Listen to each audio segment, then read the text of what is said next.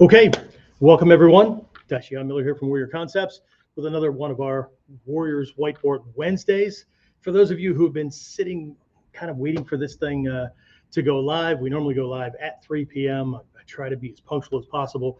Had a computer and technology glitch today, so I apologize. Hopefully I didn't inconvenience people too much. Anyway, so what we're dealing with today, or we're going to be discussing today, is kind of a 21st century, actually it was a 20th, 21st century, not that these things didn't happen in other eras, but this is more of a modern kind of thing, right? Where we're looking at defending and hopefully surviving, and I'll qualify that hopefully here in a bit, defending and hopefully surviving against reverse grip, stiletto type kind of things. And I'm not talking about the shoes that women wear. They're actually named off after something else, okay? And ice pick attacks. Some of you younger guys might not know what the hell an ice pick is, but us older guys do, because it was part and parcel of the day. And it's still quite popular in a lot of places.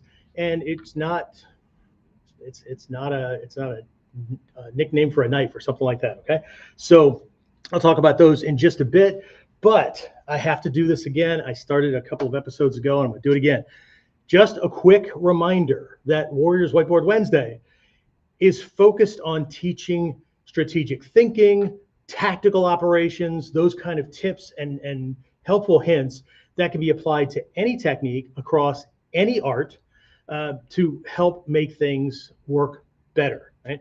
I have an ebook that's up on Amazon, and it's also available on our website. It's called Advanced Self-Defense Combat Tactics. And it is just a framework that we give our students that takes them through 8 areas of effective self-defense operation, right? One being general awareness, right? Knowing what the problem is, knowing what you should be working on, what should be a priority, regardless of how things were done in the ancient days, right? How are things done today, right? That doesn't mean you need to change the techniques, but you might have to change the order in which things happen, okay? So, but it's that kind of thing, tactical operations and whatnot.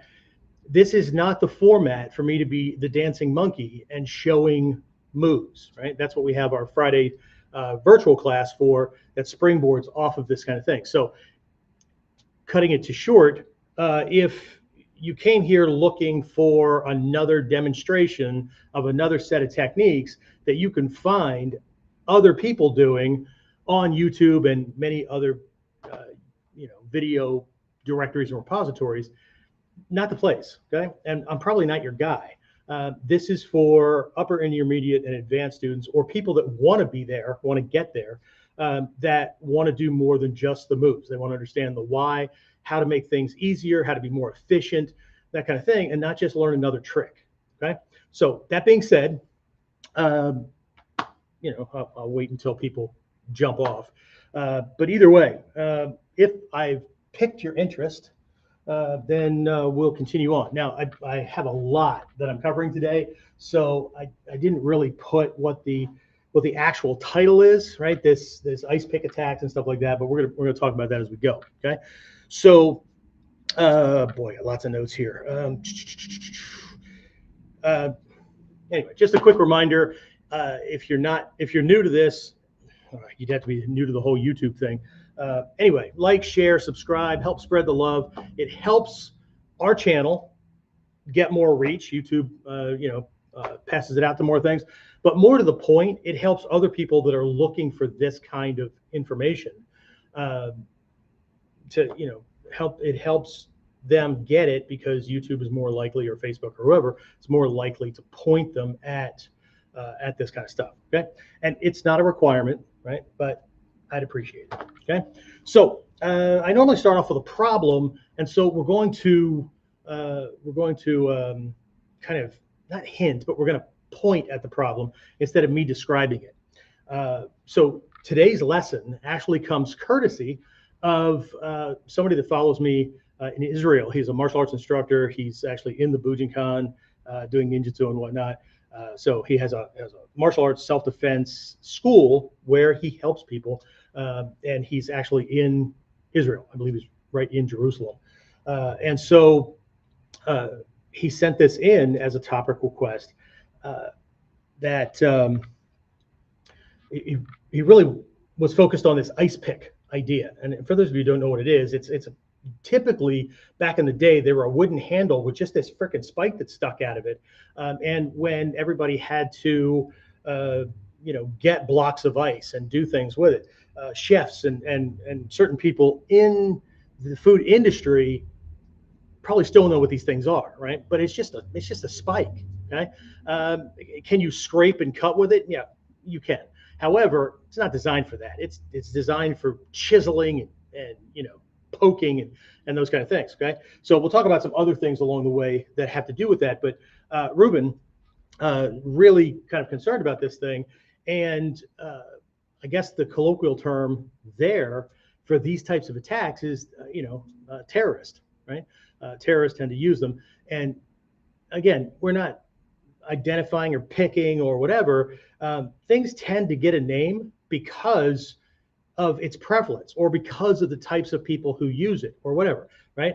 We don't call things thug attacks because they're used by upstanding, middle-aged businessmen who wear three-piece suits.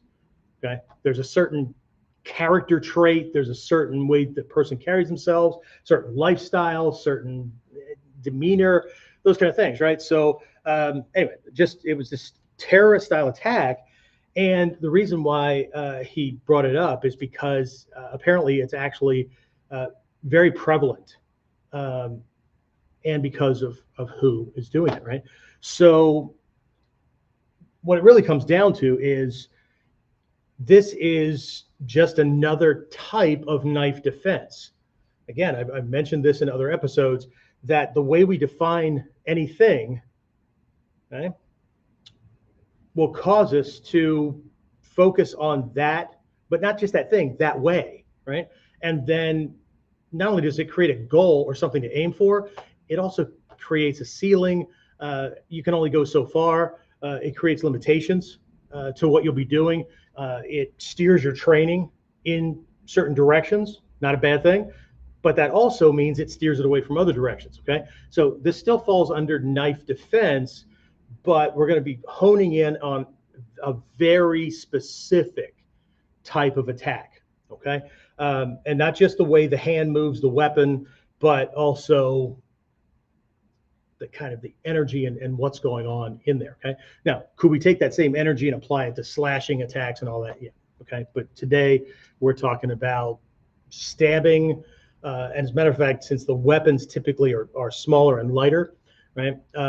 It's multiple, not multiple attacks, multiple stabs with every given attack, right? So we're going to talk about, we'll talk about different types of grips. We're going to talk about a couple of different types of weapons, common setups and how they happen, and those kind of things, right? And then what I'm going to be pointing out today are some helpful skill sets, okay? Because we have to remember as warriors that while we would like to fantasize and believe that all this training is going to make us invincible, okay, it's exactly what it is. It's a dream. It's a fantasy. We are easy to kill. As human beings, we are easy to kill. Right? The training, if we're level-headed about it, and the type of training that we're getting, the benefit that it gives us is it makes us harder to kill. Okay?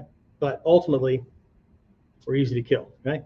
Bacteria and virus can bring us down. So let's never, ever, ever forget that, and that helps to keep us focused. Right? One of the reasons we laugh a lot in class and we have a good time and we're relaxed and those kind of things, and you don't hear me more than every once in a while, if somebody has crossed a certain line and they're distracted, pulling them back in by going, look, you screw this up, your family better look good in black, right? But usually we're laughing and telling jokes and all that kind of stuff because we know how serious this is, right? And so we need to balance it out, all right? Okay, so again, thanks to Ruben for getting us started on this thing today. So I used this in class last night because somebody else had a topic request. And so here's my standard, right? So if you like the class and you get value out of it, right, you're welcome, right? If you don't like the class and you don't like the topic and all that, well, then it's all Ruben's fault, Kidding, Ruben. Anyway, so but it really is Ruben's fault.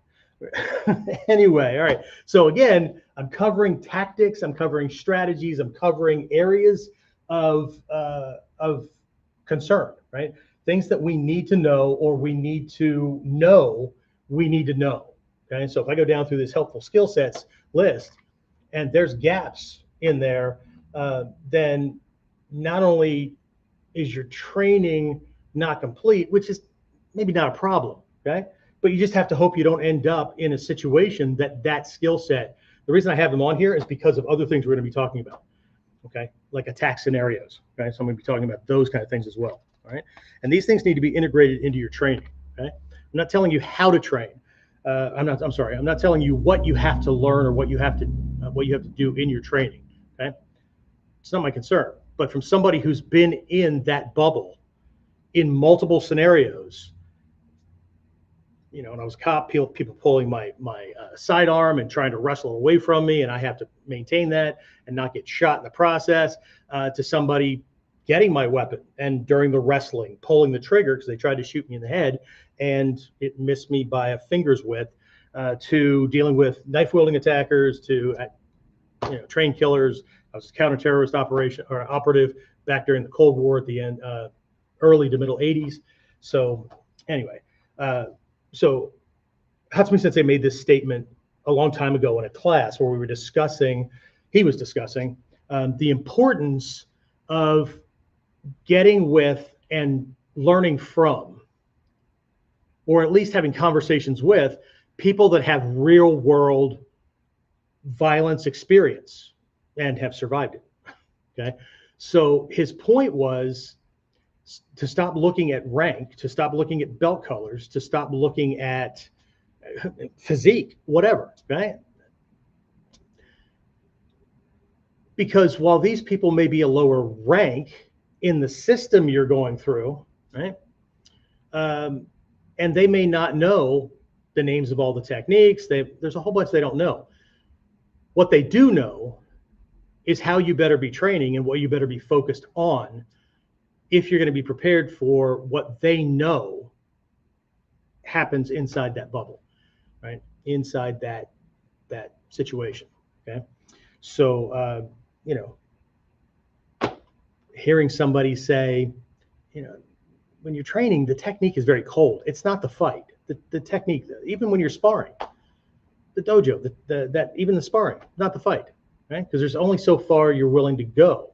And if you're willing to go farther against somebody who's a training partner or a friend, and risk maiming, crippling, or killing them, then maybe we don't need martial arts training. Maybe we need, I don't know, to pay for counseling or something.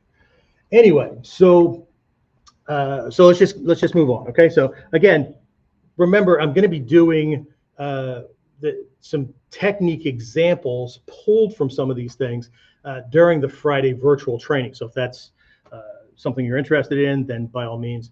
I don't think the page is quite ready yet, but within an hour after we're all done with this thing, the door should be open and the button should be ready to go so that you can sign up for it. Okay. All right. So, but speaking of techniques, before I segue off of these things, just a quick reminder, right, that no matter what you learn during that virtual thing, no matter what you learn in any class, okay, again, on top of the technique, the kata is not the fight, the dojo is not the fight environment. There's all kinds of things that get pointed to, right? We have to remember that the technique examples, kata, technique, fight scenarios, whatever you want to call them, right? These technique examples are just that. They're examples, okay? As Hatsumi Sensei has always pointed out, they're not the fight. They're not the point of the training, okay? They point to where your training needs to go, okay? So all they do is indicate where you need to start, okay? So part of the whole kata or the technique thing is, on one hand, they're expert role models, right? You want to be an expert, then this is how an expert would do it. On the other hand, they're bad habit breakers, because if you can't do the technique or you keep having to bail out on variations or whatever, then it's not the technique. The technique's been around for hundreds of years. and it's worked again and again and again, right? So sometimes we have to kick ego in the teeth and remind ourselves that, look, I know this is uncomfortable. I know it's inconvenient. I know it's frustrating. I know, right? But if you were already perfect at it, you wouldn't need the damn class, right? So just remember that there are examples. Okay, so let's start with some more of these truisms and whatnot, okay?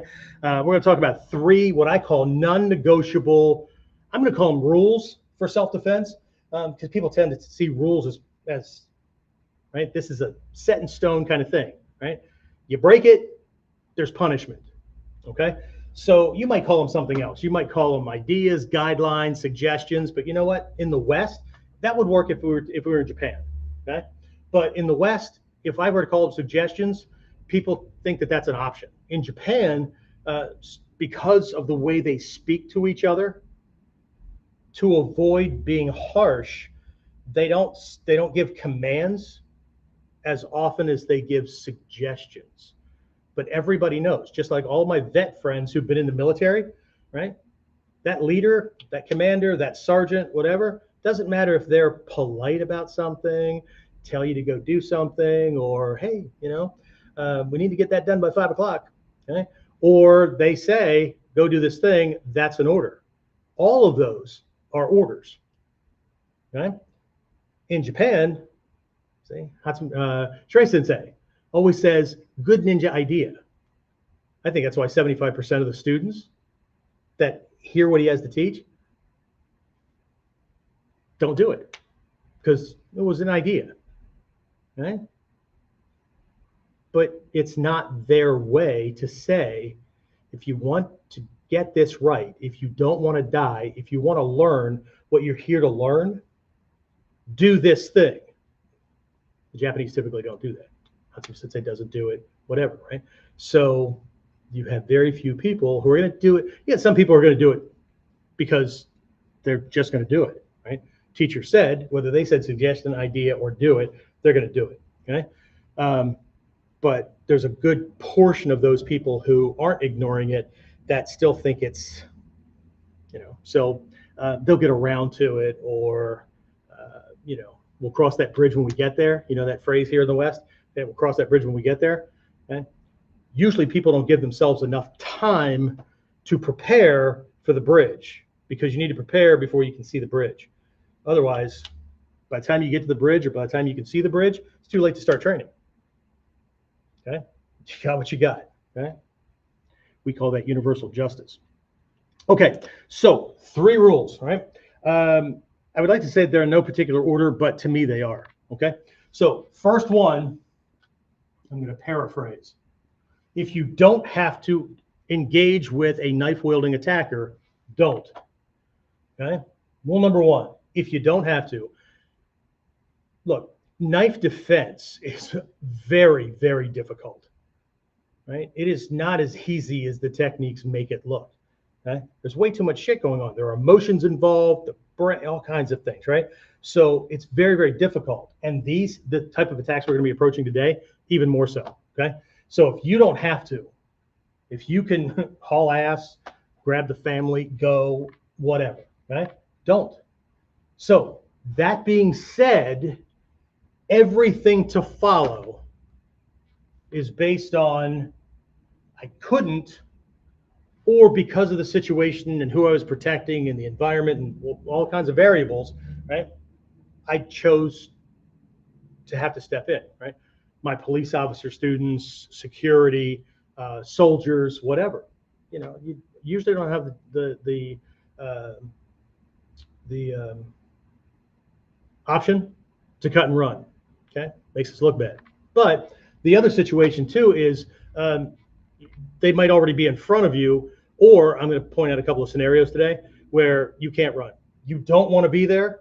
You would like to not, but you can't get out. Okay. So again, we have to be training from all of these perspectives, but you can't train from all of them at one time. So you pick one. Okay. So 1, if you don't have to, don't. Now I know that I just watched my numbers drop. Okay. And the numbers drop because I just said something that somebody didn't want to have to hear, because I need to be the man. Well, you can't be the man if you get hacked up and your family wears black, and then they call somebody else honey or dad. Okay, so if you don't have to, don't. Right. Rule number 2.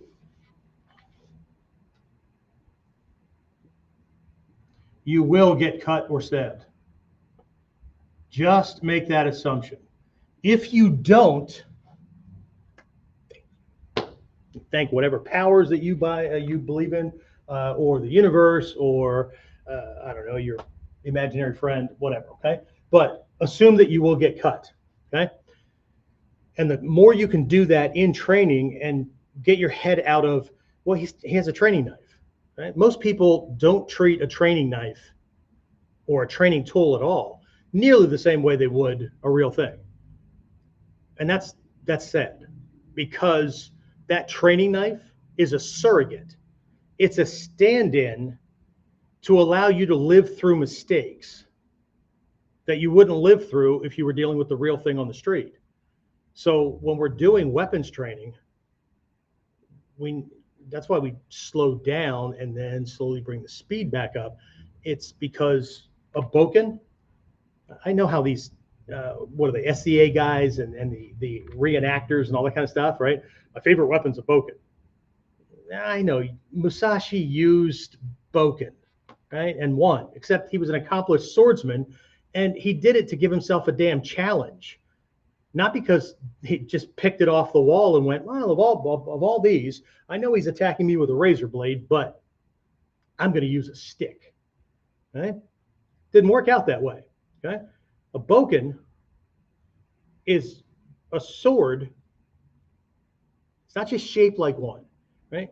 When we're training, when we're doing work, and we're using a Boken, or we're using a shinai, or we're using a padded stick or whatever, if we're doing training that involves swords, then we respect that as though it were the real thing. Just like we respect our uke at a certain point in training, right? We respect them as we would, and we operate around them as we would a real attacker. What that means is you take your partner down or whatever, and you don't help them back up. You don't stay in range. Okay? You don't start jacking at the jaw or looking across the room when they have access to your body. I know it's your friend. I know it's your partner. But in that scenario, you're not practicing proper survival mindset if you disengage with your head when they can get at you. Okay? Well, in a real fight, Sensei, I wouldn't. No, bullshit. Under the adrenal response, when everything goes to gross motor skills and gross mental functions, you will do what you always do because you're not thinking with precision. Okay? All this matters. Okay? So if you don't have to, don't. Rule number 2, you will get cut. If you don't, that's a bonus, but don't go in there like you're some kind of invincible whatever. Okay? Again, we're easy to kill, we're easy to cut, we're easy to puncture. Okay? Just don't play the game. Okay? And so the third one is, we need to stop using the term self-defense. I know you see me use it all the time online, but I use it because that's what people type in. If I used my terms, right, people would end up finding somebody else that's off in the woods, living alone, prepper, whatever. Okay, but self-defense, and again, it's another one of these cliche terms because people don't really understand what they're talking about. Most people see self-defense as fighting, but it's not the same. Okay, so this is a survival situation. Okay, anything is possible. Hatsumi Sensei has been teaching this stuff for decades. As a matter of fact, there's quotes circulating on the internet, and everybody likes to share them. Okay, but I always have to question: do they understand the gravity? Okay, so and I just had somebody post a comment, and I'm hoping he's listening to this one. But it was actually on my podcast, I think, and I made a comment about warriors always carry knives, and he, he had a little moment, right? And that's pushing into illegality and all that kind of stuff. Not here in the States. As long as my blade's under a certain length and all that, and I'm not going into a place where it's posted that I can't have weapons, then no, it's not the same illegality as the UK, which is where he was posting from. And we're going to talk about that little piece as we move through here. But ultimately, you have to make a decision. Okay, And so here's Hatsumi Sensei's thing. I'm going to paraphrase using what we're doing, right? This is survival. Anything is possible. So you must be able and willing to use weapons. You must be willing and able to use anything for your defense. Okay? So I have a quote on my door from him that says, in the moment you must, if you cannot do what you cannot do, you will lose. Losing means dying. Okay? So that's not just techniques that I can't do, but it's also techniques that I learned, but I didn't do them enough that they're going to pop out of my head or they're in muscle memory. Okay? But it also includes not being willing to do something you've learned how to do. Okay? So, my hand could be on his face and whatnot. And if I am not willing, either because it's going to be all squishy and nasty, or because mommy taught me that I was a good person and good people don't do things like that or whatever, okay, I'm not going to take advantage of that soft orb that I could rupture and grab him by his skull. But if I can't bring myself to do that, no matter how much I've learned it, no matter how many techniques I've learned to do things that are pretty freaking, they're designed to maim people, right? Or kill them. But if I can't bring myself to do it in the moment that I must, it doesn't matter. And his statement points to, if you can't bring yourself to do a technique you haven't practiced well enough to do under pressure against a killer, you're going to lose. Okay? It's as simple as that. All right. For somebody else that posted after I just made a little statement like that, what he posted was, I get it, your students suck. I'm not putting this out because I'm pointing out that students suck. I'm doing it hopefully in a way that agitates you so that you recognize that this is serious, that this is something that has to be taken care of. Okay? These are things that, generally speaking, across the martial arts world, across YouTube videos, right? You're either left to assume, or there's an implication or whatever of invincibility, or they ignore certain pieces, like, right?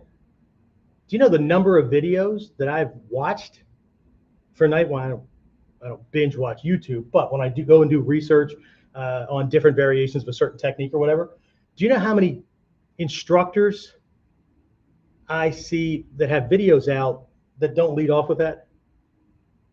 Okay? Leaving people to assume he's got a knife, you got to deal with it. No, I don't. Okay? Put it down. Okay? He pulls a knife. Here's a quick pop quiz. I covered this in other lessons. Okay? Why does an attacker brandish a weapon during an attack? Gives him an advantage. Okay? Why does a victim brandish a weapon during the commission of an attack? Right. So attacker pulls one, victim pulls one. Why? To neutralize the advantage he thought he had. This is strategic thinking. This is tactical thinking. This is not, he's got a gun, so I should have a gun. It's my Second Amendment right, so I have a right to carry. You can carry, but if you can't use it under pressure, it doesn't matter. Just like the number of bullets doesn't matter. You can't miss often enough to win, right? So you can shoot at the range all you want, but if you can't hit your fucking target under pressure, your body's shaking or shit's going off around you and bullets are flying past you, which never happens at the range, it doesn't matter. Okay? So you will get cut. Okay?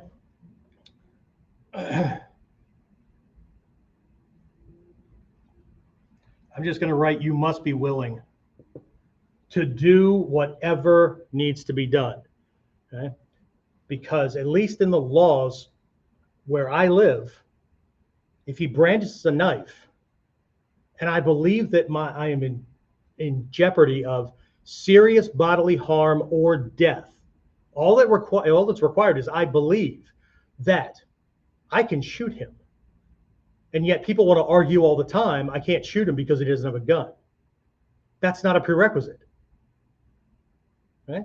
So you need to understand lethality. You need to understand how quickly this guy can close in. You can find the video online. It's done by Leo Gage and somebody else earlier. I don't think it was Dan Santo, but it might have been way back. We're talking like early to mid 80s, I think. It was called. It was about knife fighting. It was called Surviving Edged Weapons or something like that. Okay, and it's just a bunch of scenarios to show how quickly something can happen. Right? I think it was done to train police officers, but if you can find it, it's absolutely amazing. They'll show that somebody just that's absolutely enraged and trying to get you, right, can close a 21 foot 7 yard space before police officer or a armed citizen can get the holster unlocked, the weapon out, and get 2 rounds off. You're lucky if you can get 1 anywhere that's going to shut him down. 9 out of 10 times, the attacker overruns the defender because one of the most under-trained skills is drawing the weapon from a locked holster and getting it hot to pull the trigger. Okay? Drawing the weapon. The second least one is reloading under fire. Okay, so anyway, all right, non-negotiable rules. If you don't have to, don't. You will get cut or stabbed. You must be willing to do what you may not. You don't have to like it. Nobody ever said you had to like it. Matter of fact, I think we have a T-shirt on our pro shop, Dragon's Den, WCIDragonsden.com. I think and we have one that says nobody ever said you had to like it. Yeah. And that is absolutely true. All right, so let's take a look at some attacking grips. All right, we want to do attacking grips. No, we'll do types of weapons first. Okay. So again, looking at stabbing attacks, I talk about this certain types of attacks, but let's look at the weapons themselves. Right. So we could be just talking about a regular knife. Right. I know, Ruben, you're going to have to forgive me. You said ice picks, but there's a range of things in there, and I see it as certain types of attacks. Okay, regular knife, and when I say regular, that's subjective as well. Okay, so it doesn't have to be a knife, stiletto. It doesn't have to be an ice pick, whatever. But more often than not, stabbing, poking kind of things are typically done with the knives that are double-edged and much thinner. Okay, because they're lighter. And it doesn't mean that the person can't cut with them, but what they'll find is that when they cut, and they probably have some experience at doing this, it applies too much leverage to the hand, and they don't get deep cuts because it's not a heavy knife, okay? But just a regular knife, right? This could be a freaking butter knife. It could be a steak knife. It could be any other kitchen knife. It could be a K-bar, Marine combat knife. The Air Force, I call it the Air Force knockoff, but it's their weapon as well, okay? So regular knife. We're looking at an actual, an actual stiletto. A stiletto is often seen as like it's just this thinner blade, right? Switchblades are in that realm as well. Okay, so stiletto, switchblade. For those of you who don't know what that is, it's a spring-loaded knife where the blade fits the handle and pops out this way. Stilettos and other types of spring knives actually will slide out of the handle straight out away from you. Okay. Again, different types, right? So this is the ice pick. Okay. So we're talking like almost a spike, and it's designed, right, for turning somebody into a postage stamp. Okay. Another one is, what do I have over here for you? Oh, yeah. So like a tool, okay?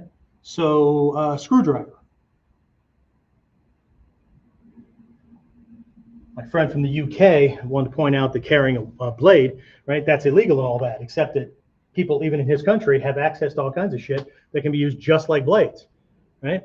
So be careful. Just because it's illegal to carry doesn't mean a criminal who breaks the law regularly won't be carrying one, or somebody won't be opportunistic and grab something and go to town, right? So that's illegal.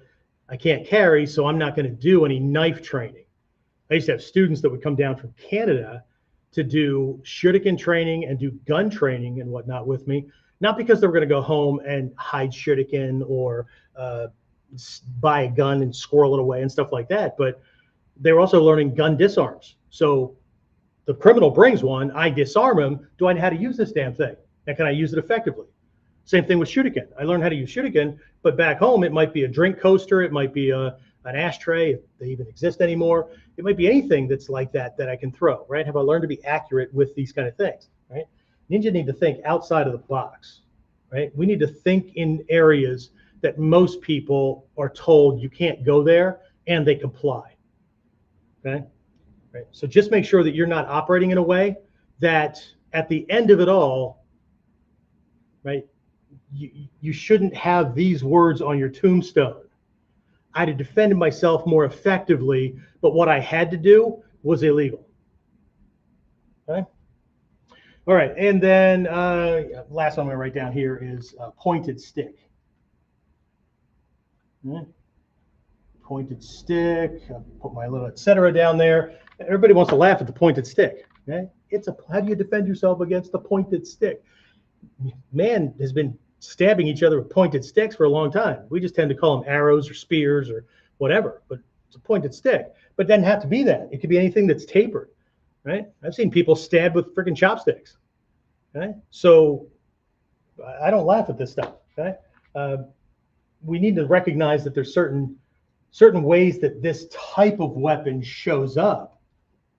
So when he pulls it, we don't get stabbed while we're busy snickering, or while we're like, "Are you kidding me?" And then we get organs perforated. Okay. So anyway, all right. So let's take a look at some attacking grips. Right. I'm going to look at 3 of them. Are there variations? Yeah, sure. But I'm going to take a look at 3 kind of ways that the weapon can be held. Okay. Just because of the way we're built, okay? And this is just a place to start, okay? So the first one is in this reverse grip. I said I was going to bring a knife, and I forgot to set myself up with one, so I have weapons hidden in the dojo, even though they look like decorations. So one of my students made me a tanto one time that is not just shirisaya, which means it's plain. It doesn't have a hand guard or anything like that, but I can use it as a Uwara stick, that kind of thing, and then things come out, right? So, and I have things like that hidden all over the dojo. Staff knows where most of them are. Students know where maybe a couple of them are, but all they need to know is where the weapons racks are. That's easy, right? But you never know. So the first one is what I am calling the, this is a reverse grip. Okay? So it's a reverse grip, but the scenario that I want to talk about is this, like an overhead, and we used to use this all the time, right? This shower attack. Okay? Again, I'm old, and the farther we get away from when these movies are popular, the less people understand that. Shower attack is from the movie Psycho, where the shower curtain comes across and you see her scream, right? And he's just in there, that kind of thing. This, okay? So we're in reverse grip this way. Foregrip, right? F-O-R-E, not F-O-U-R, right? Reverse grip, right? And so it's this kind of thing. Yes, some people can stab this way, but with this one, we tend to hold it edge out because it's more adaptable for us that way, right? But the old commando style, and some people still hold it edge in. My problem with this one is if he knows what I know, if he can, whether he has a cane or a makeshift weapon, or he just gets in there and has the ability to do it, we also have to recognize in training, our adrenals aren't going that much, okay? In an actual survival situation, your palms are going to be extremely sweaty, okay? And if blood's involved, you're going to have sweat, and you're going to have a gluey, tacky kind of feeling, right? So being able to maneuver weapons or even make fists and let them go, things are going to change, right? So from here, it could be edge in, but my problem with this is that if that gets slammed, right, and my wrist gets torqued, this will cut up my own forearm, and there's life-sustaining tubes in here. So I want to keep his weapon away from my life-sustaining tubes, okay? So anyway, it's this kind of a thing, okay? All right, second one is again, I'm just making up names here, right? It's a loose, what I'm calling a stiletto style grip. Okay? Loose stiletto style. What I mean by that is with the lighter knives, you'll often, you won't see somebody choked up on it so much. You'll see them out here where this thing is just kind of moving around in the hand, this kind of thing, right? So they can stab or they can slash quickly, that kind of thing. So it's very, very loose, right? That's not that you want to go for a knife blade at all, but you know, you could go in for their hand and next thing you know, you've caught the edge. So very loose, okay? Again, studying warfare, studying attacks and attacker types is not the same as showing up for class and everything is done the way your style always does things. It's a good place to start, but this guy's not attacking the same way. This guy, not attacking the same way, okay? So distance is different, range is different, the openings are different, the threat is different, the alignment to body parts is different, it's all different, okay? So the last one is what I'm calling a firm. It's a firm grip, but I'm calling it a punching grip, okay? And I don't mean punching like I'm holding this and I'm hitting him this way. It's not that. This term comes from leather work and other textile work where they use like an awl or a spike or whatever, and they're punching holes in things, right? So it's a much firmer grip. They could have it this way, they could have it this way, and punching this thing in. Right? It is a hard slamming.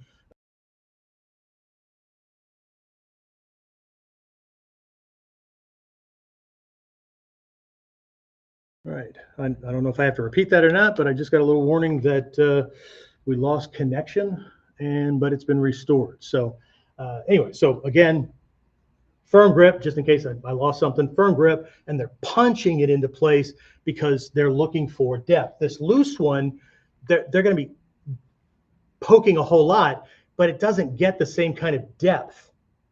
This one, each one, they're just ramming in there. It's like a mortician with a trocar.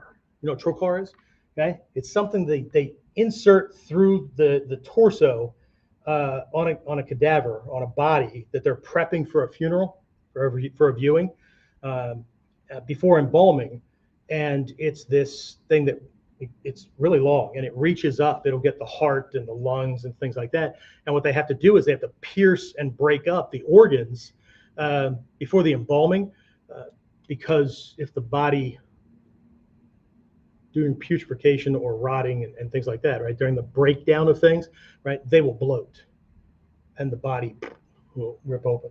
Okay, so they break all that stuff down. That's pleasant, isn't it? Okay. Anyway, so we've got a reverse overhead grip, this kind of thing, right? We've got this loose stiletto kind of thing. His body action is going to be different, right? And then this firm punching kind of thing where he's in there just, right? And often that comes with an anchoring. So be a good time now to switch over to taking a look at, what do I have? Five common setups, or what I'm going to call attack manifestations. What I mean by that, I know it's a big word, but it's the way it's happening. Okay, it's the way it's happening. So where did I put the note for that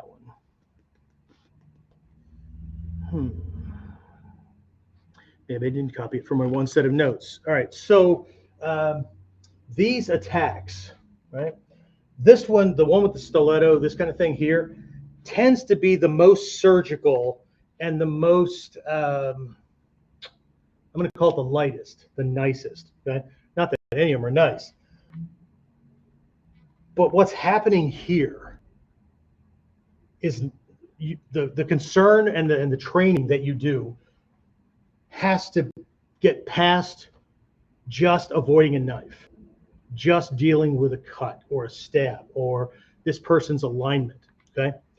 Because what we're talking about with this kind of a situation, right, the gift that Ruben has handed us, right, is that this is an overwhelm situation, right?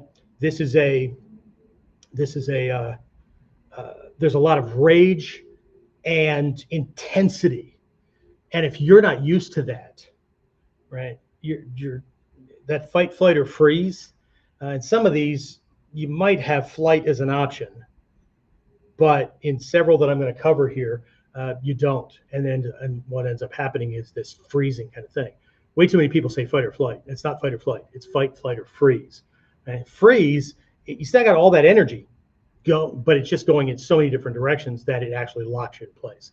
Okay? It's that frozen in fright kind of thing. Okay, so training, we develop training drills and whatnot that put students into these kind of conditions slowly, and we just keep building it up so they get used to it. It's a desensitization process, right? So that they don't freeze up under fire. Okay, all right, so let's jump into common setups, right? So the first one is just direct stabs. Right? This is how most people train. Right? And I'm putting the S on the end here. It could be one stab, but if we're controlling the situation or we see him coming and we start backing up, right? He's getting out there to go. But generally speaking, when we're talking about ice pick and stiletto and these kind of stabs, it's not a one and done. It's not a one and he refigures and all that, right? He's going to be in there. It's an attack, okay? Multiple perforations or whatever, okay? So this is just direct, right? It's the one thing. It's just the knife coming, okay? Or if it's overhead, it's right. It's this kind of thing, right? So you'll see here as I move into this next one how I'm making a distinction, right? So number 2 is clothing grab. Clothing grabs, and then stabs. Okay. So in this case, he either reaches out and grabs the jacket or the shirt. He grabs your sleeve, anything that he can get a hold of, right, to hold on to, and now he's got an anchor. So when he yanks, it's human nature when we're pulled to pull back. And we don't have to consciously think about pulling back. What happens is the opposite set of muscles. So if he's on the front of me, on my anterior side, my posterior muscles, my muscle groups will fire to resist that pull. If we're pushed backwards, the anterior muscles fire to not get pushed backwards. Overtly in fights, it looks like this. I get pushed, so I push him. But it's not that way. It's this triggering thing, and attackers know this. So when he quickly yanks on this thing, and my body fires those muscles, it gives him an anchor to pull me into this thing, right? Or to pull me into this thing, okay? So again, I don't know. Does your system or your curriculum or whatever have anything like that in it? If it doesn't, well, you're gonna have to find one and do something to get started, okay? So clothing grabs.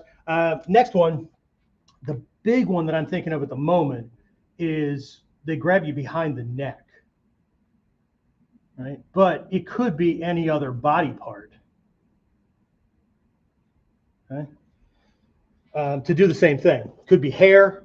They could just get an ear, whatever, but they're grabbing behind the neck, right? They're grabbing back here because when they pull, we get this whiplash kind of thing and the spine locks up. So they're going to pull us into this thing, right? It's no different than somebody grabbing somebody that they're going to deliver a knee strike in on, right? It doesn't have to be to the face. It can be to anything else because they're going to help us out by locking up, okay? So one of these training things over here have to be, can we move in a different way? Can we train our flinch response? Can we train our nervous system so that we don't do things caveman style, the way that we came into the world pre-wired for? Part of the job of training is to rewire the nervous system so that we operate differently when we're not thinking, okay? So that we operate the way we need to, okay? In Ninjutsu, right, in Nimpo Taijutsu, the first thing that moves in 90% of all techniques, right, the very first thing that moves, regardless of what is coming at us, what we're defending, how we're moving, anything, the first thing to move is the knees. Okay? The knees move, and that, by dropping the knees, keeps the hips under, keeps the spine straight, makes it easier to move, right? But most people, when they have that flinch response or they have that stress moment, okay, there's a reason that we call it tensing up. And that lifts us up off the feet, makes you stiffer up here, actually plays into making it easier to move you. Most martial arts and fight systems have developed around what the average body does under pressure. So if we're going to be doing it differently, we don't invent a different style. We have to wire our muscle memory to literally do it differently than it was born to do. And it's possible, right? We all learn how to do different things in the band, in the military, whatever. You learn new skills and how to move your body. We just need to know what we have to be training to recondition the system, to rewire it so that that's what it does, even when we're not thinking about it. It's the new habit. Okay. All right. So we have direct stabs, we have clothing stabs, and then our clothing grabs and then stabs. Now we have this behind the neck or any body part. Right. My hands might be up. He might just grab a wrist, cause me to lock up, and then he can stab me in the throat, face, gut, whatever. Okay. Next one is blind angles. Okay. So blind angles, right? If you know what a prison yard stab is, right, where they shiv somebody, right? Normally the person is distracted, and then somebody comes up from behind and jacks them in the kidney or the spine or something like that, or they can come in from the side, whatever. But either way, it's a blind angle. They're coming in from here, they're coming in from back here. Okay. So it depends on how long you've been around as to whether you've been introduced to Shinden Fudo, Kuki Shinden, Kotoryu attack defenses that have that kind of thing, or the idea has been translated into a defense. Okay. And then number 5, and this is where I'll stop for today, is multiple attacker scenarios. Okay. So what this is one of the jagwagons grabs you from behind in a bear hug or in a full Nelson, and then the one in front is jacking you, or you've got 3 of them and 2 might be flanking you and they've got you by the arms and they're kind of affecting your shoulders and your spine, lifting up on your toes so that the other guy can come up and do whatever he's going to do. Okay. And then there's one other one that's actually a part of our Togakure ninja school, where the unarmed against blades, typically it's swords, you start off in that, and we would say that it's mutodori where you're unarmed, but mutodori is not always, I don't have anything, right? In the Togakure school, the techniques have you carrying a stack of shuriken or metsubishi, the blinding powder or whatever, right? And so what you learn how to do is create a hole, okay? Because it's not true what they say that 2 attackers is only twice as difficult as 1. It's not true, right? 3-4 times more, and then every time you add 1, right, it goes up exponentially, right? So they start you off unarmed or with these small tools, right, that seem like they're nothing, against 2 swordsmen. Next model has 4, and they double every one after that. 2, 4, 8, 16. 32, and I think the top number that you're surrounded by completely is 64. Okay, but even if it were only 32, even if it were only 16, you're covered. And this is not done like a Bruce Lee, Chuck Norris movie where they're kind enough that only come at you 1 or 2 at a time. Okay, any one of them can cut you, stab you, or whatever at any given moment. And so this is a spoiler alert, but it's easier to hear the words than it is to actually do it. Okay, somebody says go, right? You're in the middle. Somebody says go. You need to very, very quickly identify the weakest links that are next to each other in that circle and create a distraction so that they cover and create a hole that you can go through. Okay, unsatonso, right? Escaping rat. Right. So what ends up happening is you go from being surrounded to everybody chasing you from behind, which is good with me. Okay, but this is like gangbangers on the street corner, and you got off the beaten path on a tourism kind of thing, turn the corner, and next thing you know, these guys are all like pushing at you and talking to you and calling you names and making fun of making fun of my wife, whatever, okay, and trying to get my brain all smoked so I don't see it when the guy with the knife comes out and jacks me. Okay, so different kind of scenario, huh? Okay, so let's wrap this up here. Right, I have 11, I think. Might have lost count. Before I turned this thing on, I got all the technology working and all that, and then I thought of a couple more to add to it, so I just did. So anyway, all right. So helpful skill sets. Some of these you're probably already working on. Some of these you probably already know. But we have to remember that every weapon and every weapon type or class within that type right? Knives, what's the length of the knife? How does it normally work? How is it strong? How is it normally used? Okay. There is a best effective distance for that. Okay. So there's range, there's all kinds of things. Okay. So when I write down, or when I talk about controlling distance, okay, controlling distance, the problem with this type of attack, remember it's that overwhelm. He's moving in and he's trying to overwhelm you with this rage and speed and just ferociousness, right? Normally, what I would tell you in basic knife fighting is you want to be too close or too far to get cut. The problem with this is he's already too close, right? So that leads to this other thing I'll list a little bit farther down here. But so another one is using the environment effectively.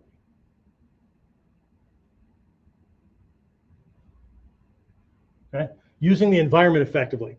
What that means is, am I either thinking right now or kind of caught up in a situation where, because the dojo is open, right? I have the camera pointing at our Kamiza wall, so you can't see. We've got this big open space. It's like 30 by 30, give or take. I think we can get 36 students in here comfortably moving around. Like if we were going to do line drills, kami practice, striking, that kind of stuff, or 50 or 60 without bleeding over into the viewing area or into the pro shop front desk area, or people are training in the changing rooms or whatever. Okay, so but how would I use the vehicles if this guy's attacking me between two parked cars? Am I ignoring, or can I take advantage of trees or poles, light poles or whatever, to keep that between he and I, right? In my workplace violence role, right, when I'm helping corporations and hospitals and things like that, right, I teach nurses or whoever to grab like an IV pole, because it's on wheels and you can move it around and keep it between you and that person. You can even move the med cart that way, right, to kind of move things around. Chairs, whatever, you're outside, right? But this also goes into, not for anybody who doesn't like rolling, so therefore they don't practice it, but he's coming at me, and if I can break away quickly to change the scenario, so now he can't use this. Okay, that's also controlling distance. So I'll do a dive roll to expand the distance, and during the roll, I'll grab gravel or grass in my hand, and then when I come back up as he's moving in, right, then I can launch that like Mitsubishi. Okay, so again, I've already talked about some of these things, right? Can I deal with and neutralize grabs? Right, neutralizing grabs. Because what he's expecting is when he grabs me, I lock down. But can I neutralize it in a way where I don't move into the incoming knife? Okay, so I'm going to have to be doing things like, what I have here, there we go. Okay, so close range defense. Okay, close range defense. This is evasion, right? This is striking, blocking, all that stuff, right? Can I do these skills up close and personal? Okay, mindset. Actually, yeah, I'll do mindset. Okay, mindset. Okay, I only made 11 lines here, so 2 things to think about with mindset. Actually, 3 things. Okay, we already talked about 1. You will get cut. Okay, 2. You need to be able to, under pressure, this person could be screaming. You could be surrounded by people and they're all talking at you and chattering and whatnot. You need to be able to remain focused on priorities under pressure. Okay? This is not the time to be going, this is too frustrating, I'm going to go away and now come back and revisit this later. Well, you can try, but you're not going anywhere unless you're going to heaven and think you're coming back. Okay. And the third one is not focusing on injuries. I already talked about that. You will get cut. Trick is, when you get cut or stabbed or whatever, if you don't black out and go down, can you keep going? Can you ignore that and stay focused? We stay focused on the priorities so that we don't have time to think about the fact that I'm leaking.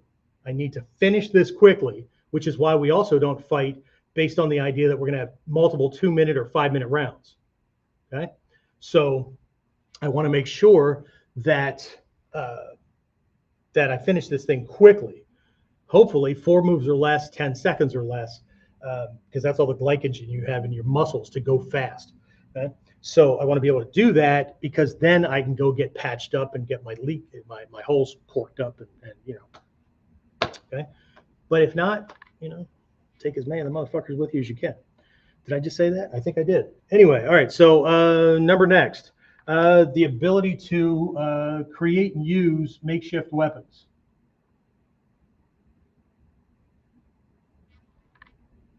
Okay.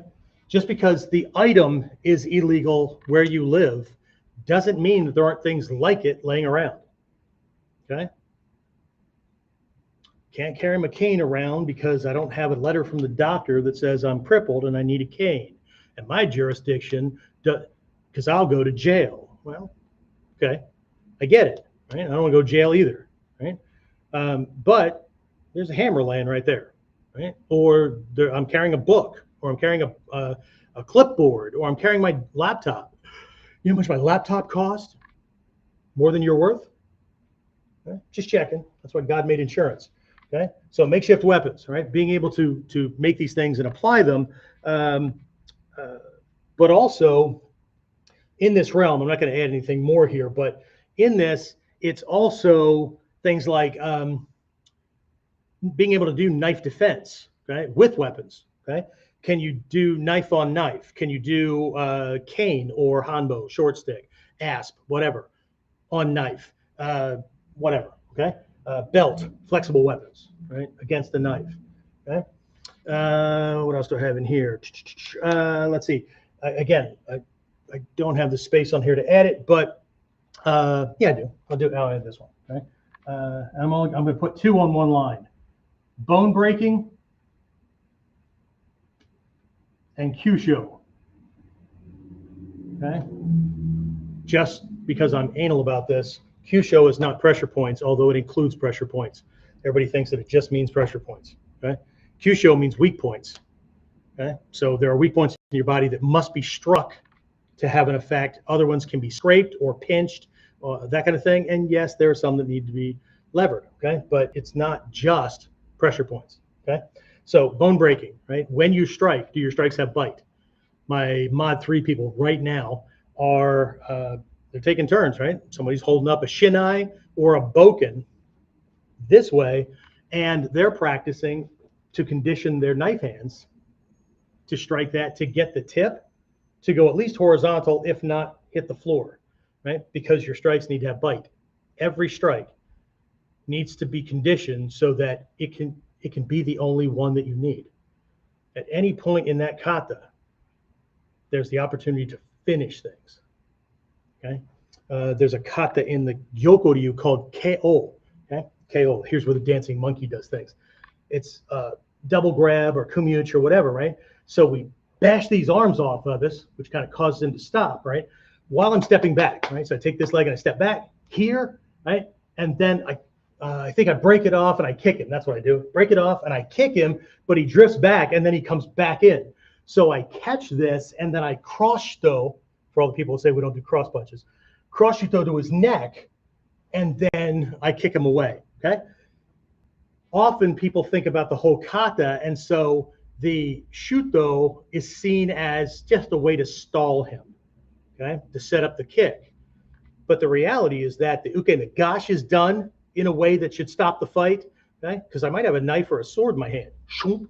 Now it's like a Star Wars scene, right? When I hit with that shuto, the goal is to get him to drop where I don't need the kick. What most people don't get is that the kata that we have, right, beyond the kihon gata, they're overkill. There's one or more steps that are what ifs the previous ones didn't shut him down. So that's a whole different way of looking at it from just trying to memorize a kata. Okay, so bone breaking, Kyusho, right? I need to stop his body from operating. That's what this is really all about. Okay. Next one is observation and assessment skills. Okay. What this is knowing what to look for, being able to identify his weaknesses, right? Not just out here, because in here it's in close, right? Feeling him rather than shitting our diaper. Okay. This one is just, here's a Japanese word that a lot of you know, saki. Saki is Japanese. It's a contraction that is murderous intent. It's the force of the killer. Okay. So what this is sensing unseen danger. You don't have this skill, the guys that are coming on the blind side, you can't handle them.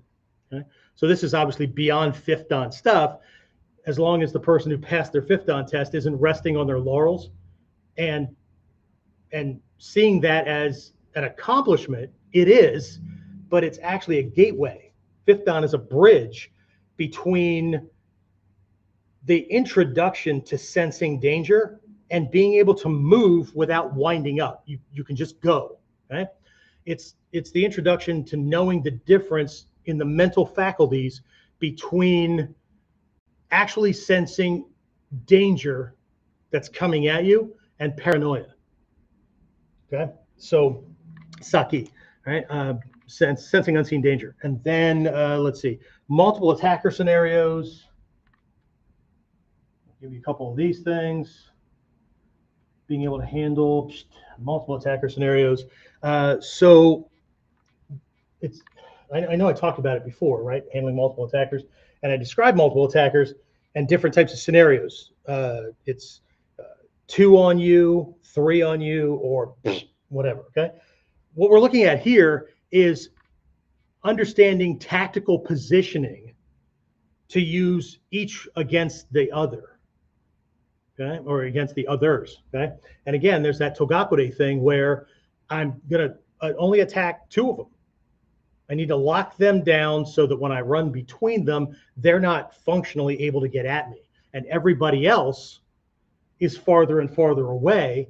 Takes them longer to get at me. Okay, it's strategic and tactical thinking. This is not a self-defense technique, right? It's a strategy. It's a tactic. But it has absolutely everything to do with the techniques we choose, how we apply them, right? When is go time, all that kind of stuff, right? Is there something I left off here? Because I do have 11 over there. I'm just going to do this. We'll just jot this in. Other weapons versus the knife. All right. So anyway. Lots and lots. Okay. So obviously during a 75 to 90-minute class, I can't do all of this. So, but we're going to pick a couple of things to kind of work with to get students out of the comfort zone of being at that initial safe distance with that kukan, where if I can't reach him, he can't reach me, that kind of thing. And we're going to be doing things where the defense starts hopefully long before the first penetration occurs. But, ladies and gentlemen, the reality is you could be stabbed once or twice or whatever before you even realize that you're being attacked, because there's a psychological gap that occurs when you're startled, right? And left brain kind of glitches, and it can take a quarter to half a second to recognize things before the amygdala and the hypothalamus and whatnot drop shit into the system and fire the neural network that gets the muscles in action. Okay, hopefully we're stuck. Okay, but the reality in these kind of situations is we could end up being stabbed once, twice, 3 times. We're still in the game, but before the brain catches up and realizes, holy shit. Right, half a second ago, I was thinking about I got to pick up milk on the way home, and now I'm bleeding from 3 holes that were just created, and I've got to act now. Interesting, huh? Okay. So anyway, that's what I have for this one. Hopefully, I'll see you for the virtual training, and if not, if I didn't give you enough to work on, if you've already got all this stuff, I don't know why the hell you just spent a little over an hour with me, because this is not all of it, but it's a good place to start. And even if you don't show up for training, you never train with me, whatever, this should give you plenty of things to focus on. And most of these aren't just about these kind of attacks. They're actually necessary in most types of attacks. Okay. All right. That's what I have. Hopefully this was valuable. If it was, leave comments down. What was your big aha moment? What was the big takeaway for you? If you have any other questions or you have some topic requests that you'd like for me to cover in another episode of Warriors Whiteboard Wednesday, by all means, right? As long as I think that lots of people can benefit from it. If not, I'll just give you an answer. Okay. But, right. Great. Say, and I don't mind somebody telling me that they think I'm full of shit and it's not going to work, as long as you're respectful about it. Because if you're just going to flame and you're just going to be a self-serving asshole, I'm just going to hit block, and on most of the things I can just delete the comment, so it'll be that easy. Okay. I don't have a problem with anybody disagreeing because your experience is different. I'm open to learning. Just because I'm a Daishian doesn't mean that I know everything. Okay. But leave some comments. That'll help other people because we'll be answering those. And even if I don't answer them this way, it'll be answered like in an upcoming YouTube video or something like that. Okay. All right. That's it. I'm going to stop talking and I will talk to you again